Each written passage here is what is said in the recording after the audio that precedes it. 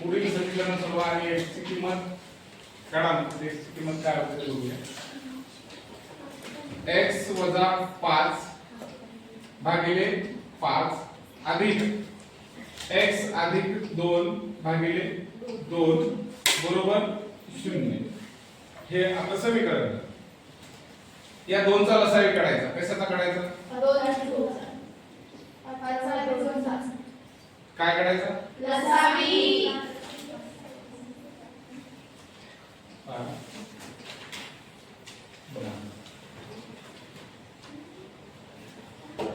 पाचचा आणि दोनचा समीकरण. पाचचा आणि दोनचा जे छेदामध्ये आहे त्यांचा नाही काढायचा. आता पहा बे एक बे 5 ला भाग जात नाही.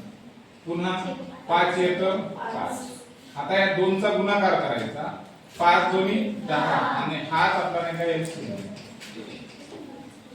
ठीक आहे, कळालं? आता बघा या आलेल्या एलसीएम न दोन्ही अंकाला गुणायचं. कोणाला?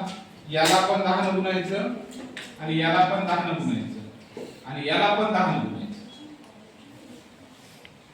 ठीक आहे, आता बघा 5 एक 5 5 दोन्ही 10. ठीक आहे, 5 दोन्ही 10 आले.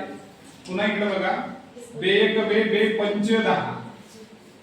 ठीक आहे, आता पहा या 2 ने x ला गुणायचं. 2x झाले. वजाचं चिन्ह जसं आलं तसं. पुन्हा 5 दोन्ही 10 तर 5 दोन्ही 10 इथं. पुन्हा प्लसचं चिन्ह. पुन्हा 5 ने x ला गुणले 5x झालं. पुन्हा प्लसचं चिन्ह 5 दोन्ही 10 झालं. पुन्हा 0. ठीक आहे, आता प्रॉब्लेम येते इथं प्लस वाला 10 आहे, इथं मायनस वाला 10 आहे. काय आले दोघं? कटले. 2x आणि 5x मिळून काय झालं? 7x. 7x बरोबर 0. 7x बरोबर 0. याचं उत्तर काय आहे?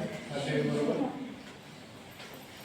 0. आता x बरोबर काय तुम्ही म्हणसाल तर x बरोबर काय ते भागाकारात जाते. x बरोबर ते 0.